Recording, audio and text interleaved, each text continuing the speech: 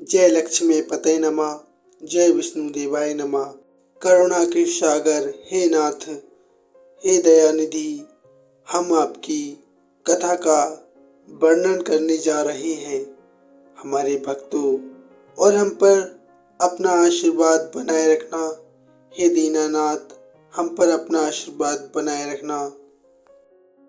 भक्तजनों, आज हम इस वीडियो में भगवान विष्णु जी की परम कथा का अध्ययन करेंगे, अर्थात आपको हम कथा संपूर्ण सुनाएंगे। इसलिए भक्तों, आपसे निवेदन है कि आप कथा को संपूर्ण सुने और भगवान विष्णु का असीम कृपा प्राप्त करें।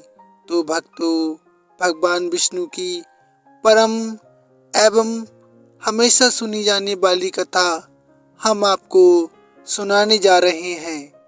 भक्तजनों, वीडियो को लाइक शेयर अवश्य करना, साथ ही चैनल सब्सक्राइब कर लेना। आपका बहुत धन्यवाद होगा। तो आइए भक्तों, शुरू करते हैं। भारतवर्ष में एक प्रतापी और दानी राजा राज करता था। वह नित्य गरीबों और ब्राह्मणों की सहायता करता था। ये बात उसकी रानी को अच्छी नहीं लगती थी।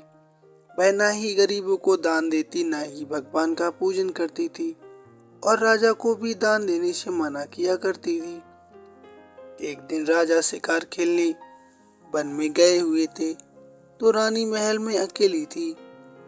उसी समय बृहस्पति देव भगवान साधु वेश में राजा के महल में भिक्षा के लिए गए और भिक्षा मांगी। रानी ने भिक्षा देने से इनकार कर दिया और कहा, हे साधु महाराज, मैं तो इस दान पुण्य से तंग आ गई हूँ। मेरा पति सारा धन लुटाते रहते हैं। मेरी इच्छा है कि हमारा धन नष्ट हो जाए, फिर ना रहेगा बांस और ना बजेगी बांसुरी। साधु ने कहा, देवी तुम तो बड़ी विचित्र हो। ऐसी कोई स्त्री होती है क्या? धन संतान तो सभी चाहते हैं, पुत्र और लक्ष्मी तो पापी के घर भी होनी चाहिए।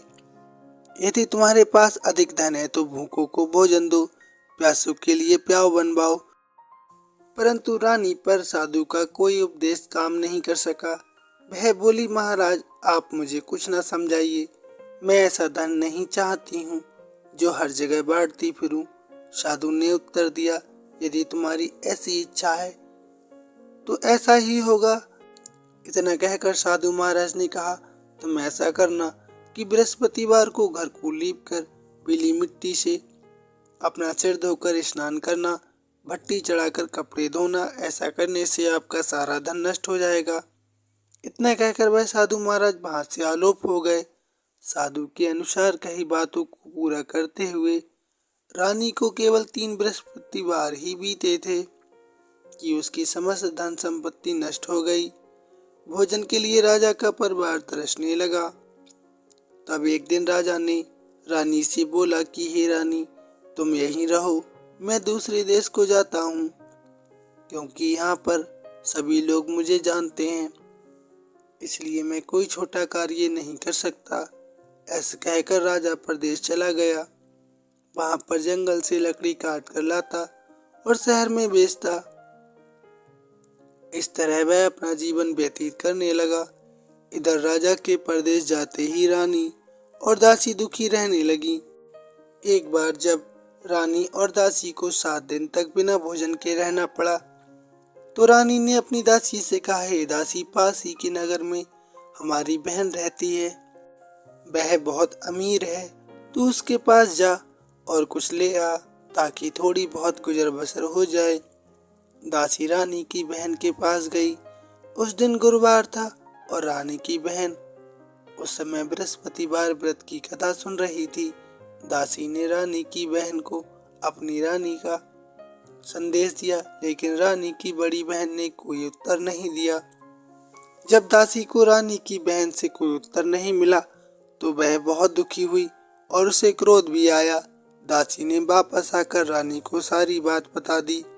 ये बात सुनकर रानी ने अपने भाग्य को कोसा। उधर रानी की बहन ने सोचा कि ये मेरी बहन की दासी आई थी, मैंने उससे कुछ नहीं बोला, वह मेरे बारे में क्या सोचती होगी। इससे वह बहुत दुखी हुई होगी।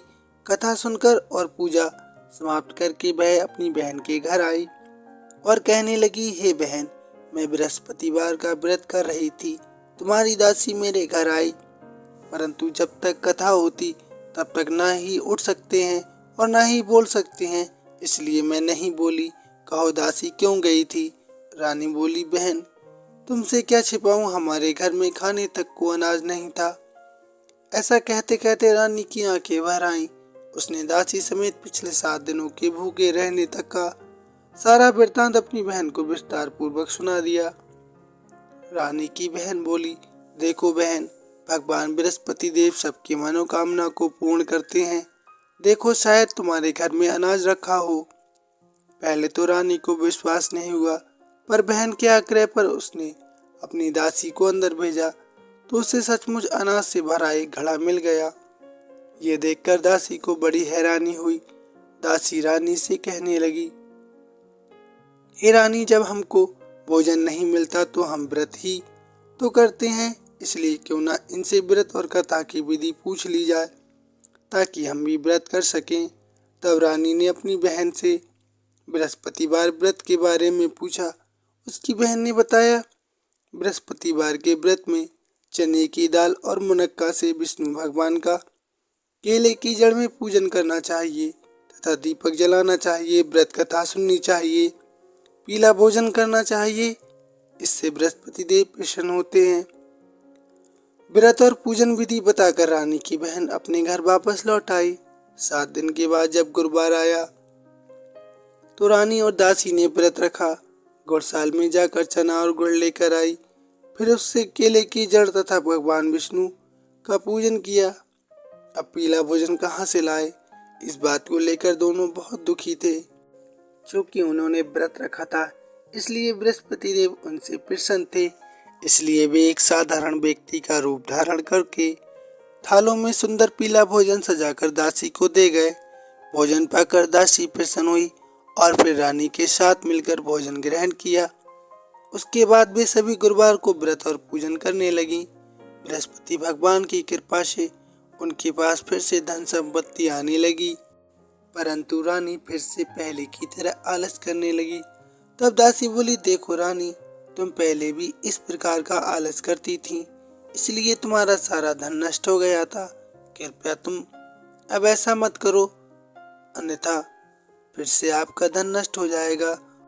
और जब भगवान बृहस्पति देव की कृपा से धन मिला है तो फिर से इसे आलस से मत गवाओ। रानी को समझाते हुए दासी कहती है कि बड़ी मुसीबतों के बाद हमने ये धन पाया है, इसलिए हमें दान पुण्य करना चाहिए, भूखे मनुष्यों को भोजन कराना चाहिए और धन को शुभ कार्यों में खर्च करना चाहिए, जिससे तुम्हारे कुल का यश बढ़ेगा, स्वर्ग की प्राप्ति होगी और पितृ प्रसन्न होंगे।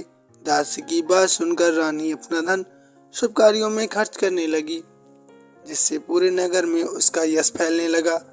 बृहस्पतिवार व्रत कथा के बाद श्रद्धा के भाव के साथ आरती की जानी चाहिए।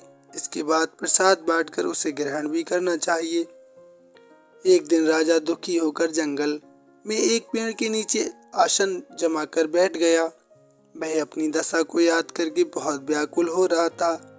वह बृहस्पतिवार का दिन था। एकाएक उसके सामने एक निर्जन वन में एक साधु प्रकट हुए। वह साधु वेश में स्वयं बृहस्पति भगवान थे। लकड़हारे के सामने आकर बोले, हे लकड़हारे, इस सुनसान जंगल में तू चिंता मग्न क्यों बैठा है? लकड़हारे ने दोनों हाथ जोड़कर प्रणाम किया और उत्तर दिया, हे महात्मा जी, आप सब कुछ जानते हैं, मैं क्या कहूँ। ये कहकर वह रोने लगा और साधु को अपनी आत्मकथा सुनाई। महात्मा जी ने कहा, तुम्हारी स्त्री ने बृहस्पति के दिन बृहस्पति भगवान का निरादर किया है, जिसके कारण रुष्ट होकर उन्होंने तुम्हारी ये दशा कर दी है। अब तुम चिंता को दूर करके मेरे कहने पर चलो तो तुम्हारे सब कष्ट दूर हो जाएंगे और भगवान पहले से भी अधिक आपको संपत्ति देंगे। तुम बृहस्पतिवार के दिन कथा किया करो अथवा व्रत किया करो। 2 पैसे के चने मुनक्का लाकर उसका प्रसाद बनाओ और शुद्ध जल से लोटे में शक्कर मिलाकर अमृत तैयार करो। कथा के पश्चात अपने सारे परिवार और सुनने वाले प्रेमियों में अमृत व प्रसाद बांटकर आप भी ग्रहण करो। ऐसा करने से भगवान तुम्हारी सब मनोकामनाएं अवश्य पूरी करेंगे। साधु के ऐसे वचन सुनकर लकड़हारा बोला, हे प्रभु, मुझे लकड़ी बेचकर इतना पैसा नहीं मिलता जिससे भोजन के उपरांत कुछ बचा सकूं। मैंने रात्रि में अपनी स्त्री को व्याकुल देखा है, मेरे पास कुछ भी नहीं जिससे मैं उसकी खबर मंगा सकूं। साधु ने कहा, हे लकड़हारे, तुम किसी बात की चिंता मत करो। बृहस्पति के दिन तुम रोजाना की तरह लकड़ियां लेकर शहर को जाओ। तुमको रोज से दुगना धन प्राप्त होगा जिससे तुम भली भांति भोजन कर लोगे तथा बृहस्पति देव का पूजन सामग्री भी आप खरीद लोगे। इतना कहकर साधु अंतर्ध्यान हो गए। धीरे धीरे समय व्यतीत होने लगा। फिर वही बृहस्पतिवार का दिन आया। लकड़हारा जंगल से लकड़ी काटकर किसी शहर में बेचने गया। उसे उस दिन और दिन से अधिक धन प्राप्त हुआ। राजा ने चना गुड़ आदि लाकर गुरुवार का व्रत किया। उस दिन से उसके सभी क्लेश दूर होने लगे। परंतु जब दोबारा गुरुवार आया तब राजा ने बृहस्पतिवार का व्रत करना भूल गया। इसी कारण भगवान बृहस्पति देव नाराज हो गए। उस दिन उस नगर के राजा ने विशाल यज्ञ करवाया था और शहर में घोषणा ये करवा दी थी कि प्रत्येक मनुष्य हमारे घर पे आके भोजन खाए, अपने घर न आग जलाए न भोजन पकाए। समस्त जनता मेरे यहाँ भोजन करने आए। इस आज्ञा को जो नहीं मानेगा उसे फांसी की सजा दी जाएगी। इस तरह की घोषणा संपूर्ण नगर में करवा दी गई। राजा की आज्ञा अनुसार शहर के सभी लोग भोजन करने गए, लेकिन लकड़हारा कुछ देर से पहुंचा। इसलिए राजा उसको अपने साथ घर ले आए और वहां आकर भोजन करा रहे थे तो रानी की दृष्टि उस खूंटी पर पड़ी जिस पर उसका हार लटका हुआ था। वह वहां पर दिखाई नहीं दिया। रानी ने निश्चय किया कि मेरा हार इस मनुष्य ने चुरा लिया है। उसी समय सिपाहियों को बुलाकर उसको कारागार में डलवा दिया गया। जब लकड़हारा कारागार में पड़ गया और बहुत दुखी होकर विचार करने लगा कि न जाने कौन से पूर्व जन्म के कर्म से मुझे ये दुख प्राप्त हुआ है, और उसी साधु को याद करने लगा जो कि जंगल में मिला था। उसी समय तत्काल बृहस्पति देव साधु के रूप में प्रकट हुए और उसकी दशा को देखकर कहने लगे, अरे मूर्ख, तूने बृहस्पति देव की कथा नहीं करी, इसी कारण तुझे दुख प्राप्त हुआ है। अब चिंता मत कर, बृहस्पतिवार के दिन कारागार के दरवाजे पर तुझे 4 पैसे पड़े मिलेंगे। उनसे तू बृहस्पति देव की पूजा करना, तेरे सभी कष्ट दूर हो जाएंगे। बृहस्पतिवार के दिन उसे 4 पैसे मिले। लकड़हारे ने कथा कही। उसी रात्रि को बृहस्पति देव ने उस राजा के स्वप्न में आकर कहा, हे राजा, तुमने जिस आदमी को कारागार में बंद कर दिया है वह निर्दोष है, वह राजा है, उसे छोड़ देना। रानी का हार उसी खूंटी पर लटका है। अगर तू ऐसा नहीं करेगा तो मैं तेरे सारे राज को नष्ट कर दूंगा। इस तरह रात्रि का स्वप्न को देखकर राजा प्रातः काल उठा और खूंटी पर हार देखकर लकड़हारे को बुलाकर क्षमा मांगी तथा लकड़हारे को योग्य सुंदर वस्त्र आभूषण देकर विदा कर दिया। बृहस्पति देव की आज्ञा अनुसार लकड़हारा अपने नगर को चल दिया। राजा जब अपने नगर के निकट पहुंचा तो उसने देखा और उसे बड़ा आश्चर्य हुआ। नगर में पहले से अधिक बाग, तालाब, कुएं तथा बहुत सी धर्मशाला, मंदिर आदि बन गए हैं। राजा ने पूछा, ये किसका बाग और धर्मशाला है? तब नगर के सब लोग कहने लगे, ये सब रानी और बांदी के हैं। तो राजा को आश्चर्य हुआ और गुस्सा भी आया। जब रानी ने ये खबर सुनी कि राजा आ रहे हैं तो उसने बांदी से कहा, हे दासी, देख राजा हमको कितनी बुरी हालत में छोड़ गए थे। हमारी ऐसी हालत देखकर कहीं वह वापस ना लौट जाएं, इसलिए तू दरवाजे पर खड़े हो जा। आज्ञा अनुसार दासी दरवाजे पर खड़ी हो गई। राजा आए तो उसने देखा और वह राजा को अंदर लेवा लाई। तब राजा ने क्रोध करके अपनी रानी से पूछा कि ये धन तुम्हें कैसे प्राप्त हुआ? तब उन्होंने कहा, हमें ये सब बृहस्पति देव की कृपा से प्राप्त हुआ है। राजा ने निश्चय किया कि 7 रोज के बाद तो बृहस्पति देव की पूजन सभी करते हैं, परंतु मैं प्रतिदिन 3 बार कहानी तथा रोज व्रत किया करूँगा। अब हर समय राजा के दुपट्टे में चने की दाल बंधी रहती थी तथा दिन में 3 बार कहानी कहता। एक रोज राजा ने विचार किया कि चलो अपनी बहन के यहाँ हो आवे। इस तरह वह निश्चय करके राजा घोड़े पर सवार हो गया और अपनी बहन के यहाँ को चलने लगा। मार्ग में उसने देखा कि कुछ आदमी एक मुर्दे को लिए जा रहे हैं। उन्हें रोककर राजा ने कहने लगा कि हे भाइयों, मेरी बृहस्पतिवार की कथा सुन लो। वे बोले, हमारा तो आदमी मर गया है, इसको अपनी कथा की पड़ी है। परंतु कुछ आदमी बोले, अच्छा कहो, हम तुम्हारी कथा भी सुनेंगे। राजा ने दाल निकाली और जब कथा आधी हुई कि मुर्दा हिलने लग गया और जब कथा समाप्त हो गई तो राम राम करके मनुष्य उठकर खड़ा हो गया। आगे मार्ग में उसे एक किसान मिला। उसने किसान से कहा कि हे किसान भाई, तुम हमारी बृहस्पतिवार की कथा सुन लो। किसान बोला, जब तक मैं तेरी कथा सुनूंगा तब तक मैं 4 हरैया और जोत लूंगा। जा अपनी कथा किसी और को सुनाना। इस तरह राजा आगे चलने लगा। राजा के हटते ही बैल पछाड़ खाकर गिर गए तथा किसान के पेट में दर्द होने लगा। उस समय उसकी माँ रोटी लेकर आई। उसने जब ये देखा तो अपने पुत्र से सब हाल पूछा और बेटे ने सभी हाल कह दिया। तो बुढ़िया दौड़ी दौड़ी उस घुड़सवार के पास गई और उससे बोली कि मैं तेरी कथा सुनूंगी, तू अपनी कथा मेरे खेत पर चलकर ही कहना।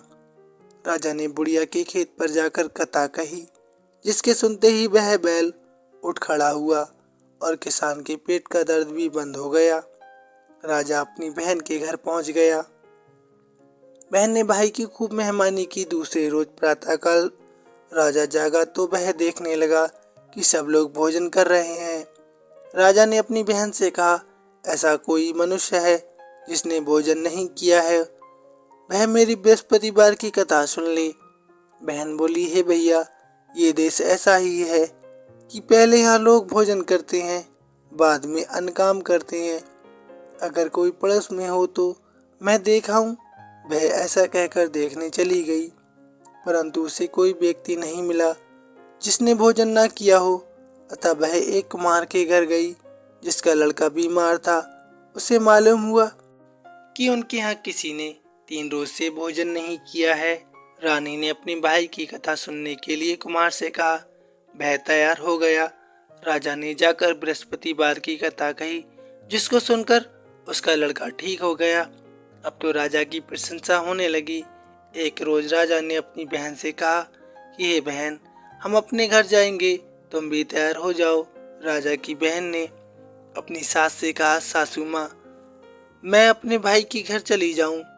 सास ने कहा, हाँ चली जा, परंतु अपने लड़कों को मत ले जाना, क्योंकि तेरे भाई के कोई औलाद नहीं है। बहन ने अपने भैया से कहा, हे भैया, मैं तो चलूंगी, परंतु कोई बालक नहीं जाएगा। राजा बोला, ऐसा क्यों? कोई बालक क्यों नहीं जाएगा? फिर तुम क्या करोगी? बड़े दुखी मन से राजा अपने नगर को लौट आया। राजा ने रानी से कहा, हम निर्वंशी हैं, हमारा मुंह देखने का धर्म नहीं है और कुछ भोजन आदि नहीं किया। रानी बोली, हे प्रभु, जब भगवान बृहस्पति देव ने हमें सब कुछ दिया है, वह हमें औलाद अवश्य देगा।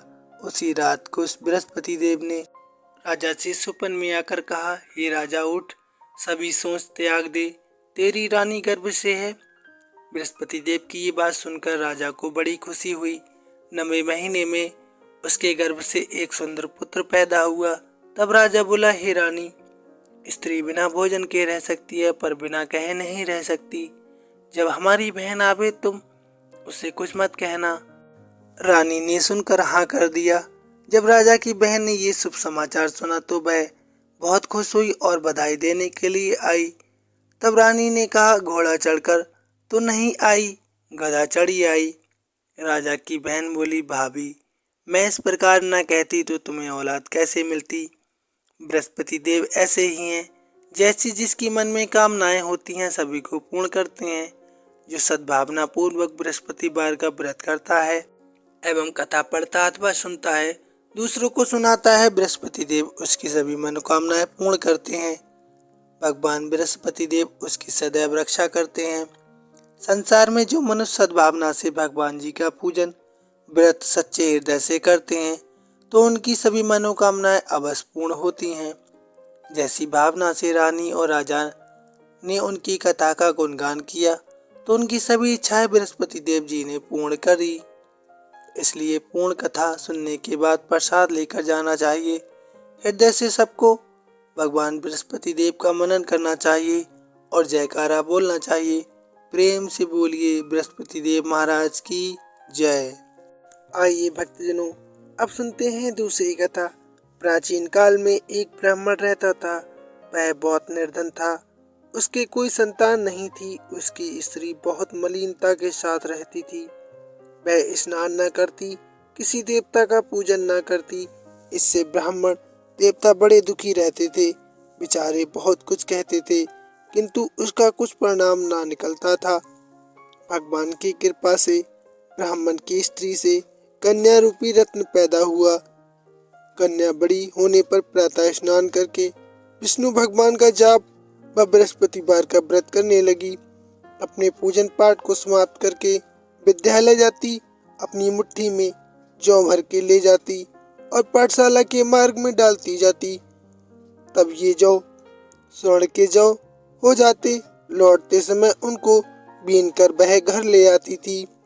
एक दिन वह बाल का सूप में उस सोने के जौ को फटक कर साफ कर रही थी कि उसके पिता ने देख लिया और कहा, हे बेटी, सोने के जौ के लिए सोने का सूप होना चाहिए। दूसरे दिन बृहस्पतिवार था। इस कन्या ने व्रत रखा और बृहस्पति देव से प्रार्थना करके कहा, मैंने आपकी पूजा सच्चे मन से की है तो मेरे लिए एक सोने का सूप बनवा दो। बृहस्पति देव महाराज ने उसकी प्रार्थना को स्वीकार कर लिया। रोजाना की तरह वह कन्या जौ फैलाती हुई जाने लगी। जब लौटकर जौ बीन रही थी तो बृहस्पति देव की कृपा से उसे सोने का सूप मिला। उसे वही घर ले आई और उसमें जौ साफ करने लगी, परंतु उसकी माँ का वही ढंग रहा। एक दिन की बात है कि वह कन्या सोने के सूप में जौ साफ कर रही थी। उस समय उस शहर का राजपुत्र वहां से होकर निकला। इस कन्या के रूप और कार्यों को देखकर मोहित हो गया तथा अपने घर जाकर भोजन तथा जल का त्याग कर उदास होकर लेट गया। राजा को बात का जब इस प्रकार पता चला तो अपने मंत्री के साथ उसके पास गए और बोले, हे बेटा, तुम्हें किस बात का कष्ट है? किसी ने अपमान किया है अथवा कारण हो सो कहो, मैं वही कार्य करूंगा जिससे तुम्हें प्रसन्नता हो। अपने पिता की राजकुमार ने बातें सुनी तो वह बोला, मुझे आपकी कृपा से किसी बात का दुख नहीं है। किसी ने मेरा अपमान नहीं किया, परंतु मैं उस लड़की से विवाह करना चाहता हूँ जो सोने के सूप में जौ साफ कर रही थी। ये सुनकर राजा को आश्चर्य हुआ और वह बोला, हे बेटा, इस तरह की कन्या का पता तुम ही लगाओ, मैं उसके साथ तेरा विवाह अवश्य ही करवा दूंगा। राजकुमार ने उस लड़की के घर का पता बतलाया। तब मंत्री उस लड़की के घर गए और ब्राह्मण देवता को सभी हाल बतलाया। ब्राह्मण देवता राजकुमार के साथ अपनी कन्या का विवाह करने के लिए तैयार हो गए तथा विधि विधान के अनुसार ब्राह्मण की कन्या का विवाह राजकुमार के साथ हो गया। कन्या के घर से जाते ही पहले की भांति उस ब्राह्मण देवता के घर में गरीबी का निवास हो गया। अब भोजन के लिए भी अन्न बड़ी मुश्किल से मिलता था। एक दिन दुखी होकर ब्राह्मण देवता अपनी पुत्री के पास गए। बेटी ने पिता की दुखी अवस्था को देखा और अपनी माँ का हाल पूछा। तब ब्राह्मण देवता ने कहा कि वह इसी प्रकार से है जिस प्रकार से पहले थी और अपनी गरीबी का हाल भी उस कन्या को सुना दिया। कन्या ने अपने पिता को बहुत सा धन देकर विदा कर दिया। इस तरह ब्राह्मण का कुछ समय सुखपूर्वक व्यतीत हुआ। कुछ दिन के बाद फिर वही हाल हो गया।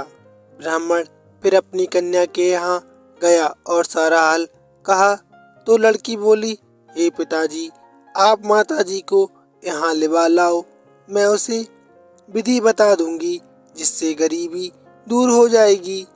वह ब्राह्मण देवता अपनी स्त्री के साथ लेकर पहुँचे तो अपनी माँ को समझाने लगी, हे माँ, तुम प्रातःकाल प्रथम स्नान आदि करके भगवान विष्णु का पूजन किया करो तो आपकी दरिद्रता दूर हो जाएगी।